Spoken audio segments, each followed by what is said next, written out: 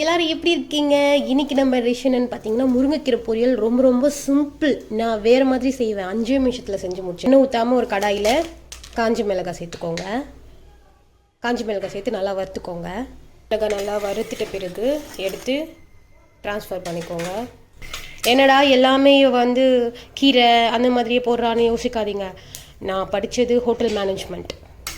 அது வந்து சும்மா என்னோடய பேஷனுக்காக படித்தேன். ஆனால் அதுதான் அதில் இருக்கிறது போடுறதுக்காக தான் நான் சேனலே ஓப்பன் பண்ணேன். உண்மையாக சொல்லணுன்னா என்னோட நோட் புக் எல்லாமே கிழிஞ்சு போச்சு. ஐயோ குக்கிங் எல்லாம் போதே வேஸ்ட்டாக போதே சொல்லி தான் நான் ஓப்பன் பண்ணேன். இப்போ எடுத்து பார்த்தா ஃபுல்லாமே ப்ரிசர்வேட்டிவ் கெமிக்கல் அது இதுன்னு இருக்குது. என்னோடய சமையலில் படிக்கும்போது படிச்சுட்டேன். இப்போ வந்து எடுத்து பார்த்தா ஹெல்த்துக்கு ரொம்ப ப்ராப்ளம் இருக்க மாதிரி இருக்குது அதில் இருக்க சாப்பாடெல்லாம். அதனால் நான் அதை அப்படியே ஸ்கிப் பண்ணிவிட்டு உங்களுக்கெல்லாம் ஹெல்த்தி டிஷ் மட்டும் கொடுக்குறேன்.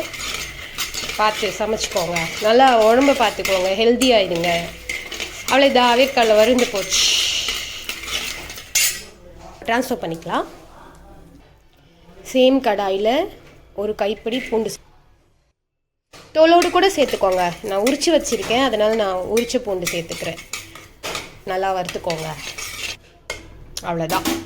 இதையும் நம்ம ட்ரான்ஸ்ஃபர் பண்ணிக்கலாம். பிளேட்டில் ட்ரான்ஸ்ஃபர் பண்ணிக்கோங்க. கொஞ்சமாக எண்ணெய் ஊற்றிக்கோங்க, கடலை எண்ணெய். நல்லெண்ணெய் வேணுன்னா கூட நல்லெண்ணெய் ஊற்றிக்கோங்க. எண்ணெய் காஞ்ச பிறகு கடுகு சேர்த்துக்கோங்க. கடுகு பொரிஞ்ச உடனே கடலைப்பருப்பு உளுத்தம் பருப்பு சேர்த்து ஒரு ஸ்பூன் சேர்த்துக்கோங்க. பொரிஞ்ச உடனே ஒரு 5-6 பூண்டு பல் தட்டி வச்சிருக்கிறத சேர்த்துக்கோங்க.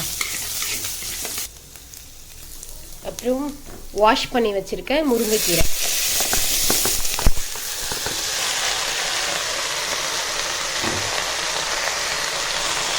முருங்கைக்கீரை வாஷிங் வந்து பார்த்தீங்கன்னா நல்லா கல்லுப்பு போட்டு தண்ணியில் ஒரு 10 நிமிஷம் ஊற வச்சுடுங்க. ஊற வச்சுட்டு அதுக்கப்புறமா வாஷ் பண்ணி எடுத்துகிட்டு திருப்பி இன்னொரு தண்ணியில் போட்டு வாஷ் பண்ணுங்கள். ஏன்னா மோஸ்ட்லி முருங்கைக்கீரைலாம் ரோட் சைடில் அந்த மாதிரி தான் இருக்கும். அது வந்து இலையே வந்து பார்த்திங்கன்னா பிச்சு பிச்சுன்னு இருக்கும், ஒட்டும் ஒரு மாதிரி டஸ்ட்டு. அதனால் நீங்கள் நல்லா அதை ஒரு 10 மினிட்ஸ் ஊற வச்சுட்டு சால்ட் வாட்டர் மஞ்சத்தூள் போட்டு நல்லா ஊற வச்சுட்டு அதுக்கப்புறமா நீங்கள் வாஷ் பண்ணிவிட்டு அதுக்கப்புறம் குக் பண்ணுங்கள். நல்லா வேகணும், இல்லைனா வந்து குழந்தைங்களுக்கு டைஜஸ்ட் ஆகாது, லூஸ் மோஷன் இருக்கும். நீங்கள் வந்து நல்லா வேக வைங்க. தண்ணி ஊற்றாமல் தண்ணி தெளித்து மூடி போடாமல் வேக வைங்க. பச்சை கலர் அப்படியே வேணும்னா மூடி போடாமல் வேக வைங்க. நல்லா குக் ஆகட்டும். தண்ணி தெளித்து தான் நான் வேக வைப்பேன். கீரையை மூடி போடாமல் வேக வைங்க. ரொம்ப முக்கியமான விஷயம், முருங்கைக்கீரையில் அதிகமாக உப்பு போட்டிங்கன்னா கசப்பாக இருக்கும். முருங்கைக்கீரை மட்டும் இல்லை, எந்த கீரையாக இருந்தாலும் சும்மா மைல்டாக சேர்த்துக்கோங்க. இங்கே பாருங்கள், 1 2 3 4 அவ்வளோதான். பொது அந்த அளவுக்கு மட்டும் உப்பு சேருங்க. கீரையில் உப்பு இல்லைன்னா கூட டேஸ்ட் நல்லாயிருக்கும். உப்பு அதிகமாக இருந்தால் கசக்கும், வேஸ்ட்டாக போயிடும். சால்ட் சேர்க்குறீங்கன்னா அவ்வளோதான், ஒரே ஒரு பிஞ்சு எடுத்து அப்படியே தூவி விட்டுருங்க. உப்பு அதிகமாக சேர்த்து கீரையை வாயில் வைக்க முடியாத பண்ணிடாதீங்க. அவ்வளோதான். நல்லா வேகட்டும், சாஃப்டாக குக் ஆகட்டும்.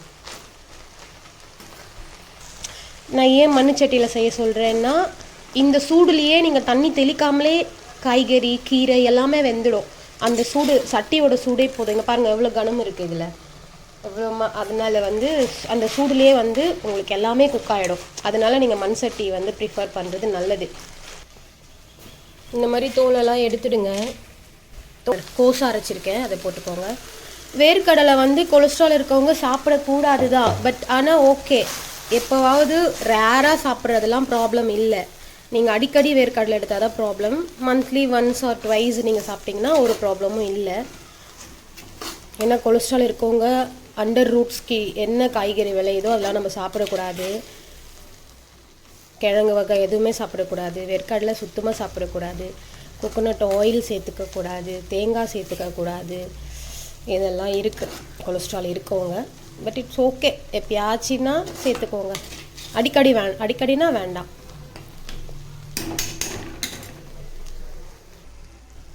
நல்லா கிளறி விட்டுக்கோங்க.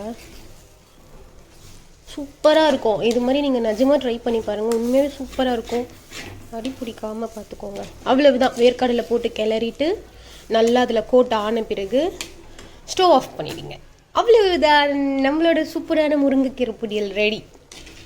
எல்லாமே இனிமேல் நான் ஹெல்தி டிஷ் மட்டும் தான் போடுவா மோனி. நீங்கள் எல்லாமே பார்த்து சமைச்சு எல்லாருமே சாப்பிடுங்க. சுகர் இருக்கவங்க வேர்க்கடலை சாப்பிடக்கூடாது. வேர்க்கடலை போடாமல் மற்ற ப்ரொசீஜர் என்னவோ அதை அப்படியே பண்ணிக்கோங்க, நல்லாயிருக்கும்.